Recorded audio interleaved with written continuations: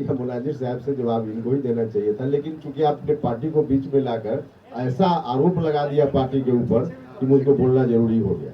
आपने कहा कि बीजेपी में जाने का यह दूसरा रास्ता है। माफ कीजिएगा, पार्टी को इस नजर से अगर आप समझ रहे हैं तो मुझको लगता है कि ठीक नहीं है। इससे ज्यादा मेरी प्रतिक्रिया देना मुनासिब, लेकिन सेकुलर कैरेक्टर नीतीश जी जीवन भर बीजेपी के साथ रहे, आज अलग हो गए तो सेकुलर हो गए। अब उन दिनों सेकुलर नहीं थे।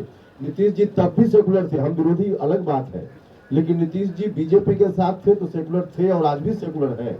उसी तरह से उपेंद्र कुशवाहा बीजेपी के साथ न रहे तो भी सेकुलर है, बीजेपी के साथ है तो भी सेकुलर है। इसलिए ऐसा किसी के बारे में मत कहिए। हम विरोध में हम नीतीश जी को आज कह दे कि सेकुलर नहीं है। देखिए, राजनीति में कुछ चीज ऐसी है जिसकी मर्यादा रहनी चाहिए, तो इस तरह से मत देखिए कि बीजेपी में जाने का ही दूसरा रास्ता है। बिल्कुल गलत बात है। चलिए अब कोई और केंद्र सरकार चुनाव करा ले, हम तैयार हैं।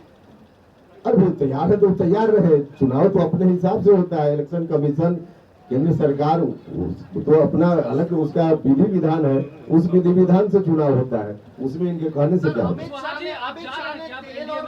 अमित शाह ने कहा कि तेल और पानी का गठबंधन, किस तरीके से इस बयान को आप देखते हैं आरजेडी और जेडीयू के? देखिए, बिल्कुल ठीक कहा है अमित शाह जी।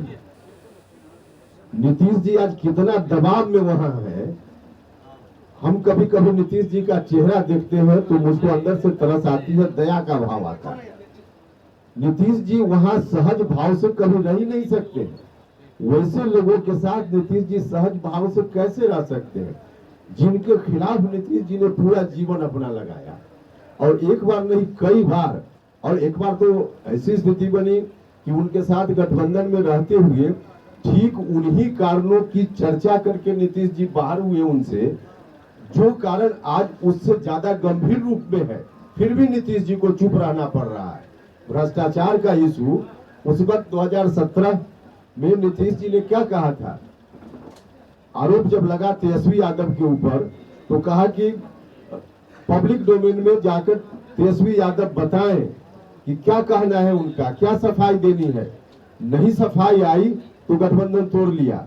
आज उससे ज्यादा गंभीर आरोप भ्रष्टाचार का लगा है, और इस परिस्थिति में नीतीश जी चुप है। चुप ही नहीं है, उनको विवश होकर यहाँ तक बोलना पड़ रहा है कि बेचारे लालू जी को फंसाया जा रहा है। नीतीश जी अंदर से यह बात अब किस मजबूरी में बोल रहे हैं, राजनीतिक महत्वाकांक्षा के कारण बोल रहे हैं, लेकिन है बहुत असहज स्थिति उनकी। इसलिए अमित शाह जी ने अगर कहा कि तेल और पानी जैसा संबंध, तो बिल्कुल ठीक कहा। या पहले नीतीश जी से न पूछ लीजिए कि उनके लिए मामला रहा कि नहीं रहा मामला। नीतीश कुमार जी से पूछ लीजिए कि उनके लिए नीतीश जी कहते थे ना कि हम 3 सी से कभी कंप्रोमाइज नहीं करेंगे, जिसमें करप्शन भी था। तो अब 3 सी में से 1 सी हटा दिया है क्या उन्होंने? ये पूछिए पहले उनसे। देखिए, एनडीए से जो कुछ भी हम लोगों की बात होनी है उस पर बहुत अभी ध्यान देने की जरूरत किसी को भी नहीं है, इसलिए कि हम लोग समय पर बता देंगे आपको क्या तय हुआ क्या नहीं तय हुआ।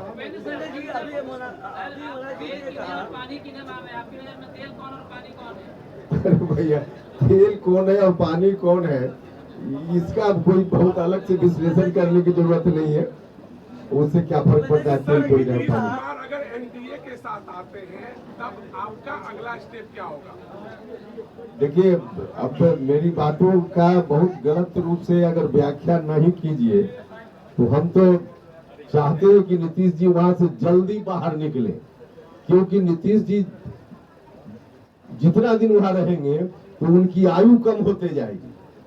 क्योंकि नीतीश जी जिस परेशानी में है उस उम्र में इतनी परेशानी में रहना किसी के लिए भी ठीक नहीं है। व्यक्तिगत रूप से मेरी हमदर्दी है उनके साथ, इसलिए व्यक्तिगत रूप से मुझको लगता है कि नीतीश जी ठीक है, राजनीतिक विरोध अपनी जगह पर है, लेकिन अब उम्र कम होने की स्थिति और व्यक्तिगत रूप से तंग तबाह परेशान होने की स्थिति है। मेरे बड़े भाई है, मुझको थोड़ा भी ठीक नहीं लगता है, इसलिए मुझको तो लगता है कि जल्दी वहां से उनको बाहर आना चाहिए। देखिए, अब यह विषय मेरे अकेले का नहीं है, एनडीए में सबसे बड़ी पार्टी भारतीय जनता पार्टी है, तो अकेले हम अथॉरिटी नहीं रहे कि इस सवाल का जवाब हम कुछ सीधा दे दें आपको। भूपेंद्र जी, अभी मोनाजीत जी ने कहा कि मुख्यमंत्री बनाना है आपको, तो क्या बीजेपी सोचने की जरूरत नहीं है, क्योंकि मुख्यमंत्री के अरे भैया ठीक, हर पार्टी का कार्यकर्ता नेता चाहता है कि उसके दल का नेता बड़ी से बड़ी जगह जाए, देश के स्तर पर प्रधानमंत्री बने, मुख्यमंत्री बने, तो हर पार्टी में होता है और पार्टी के अंदर इस तरह का भाव अपने नेता के प्रति लोग रखते हैं, तो इसी भाव के कारण ऐसी बात आती है। लेकिन इसका यह अर्थ नहीं है कि कोई डील या कोई तय, अभी लोकसभा का चुनाव होना है, विधानसभा का चुनाव थोड़े हो रहा है।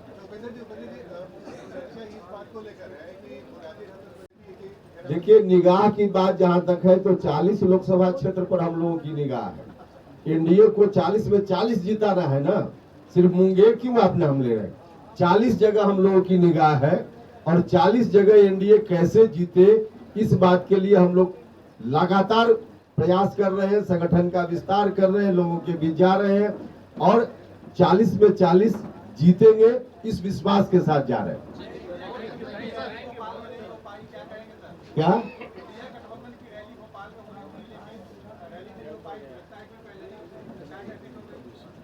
देखिए, रैली कहाँ करे ना करे विषय तो उनका है, उससे हम लोग का कोई मतलब नहीं है। लेकिन अभी बहुत कुछ इंडिया जो बता रहे हैं आप, जिस गठबंधन की चर्चा कर रहे हैं उसमें क्या क्या और आगे होगा देखते चलिए। बहुत धन्यवाद सब लोगों को।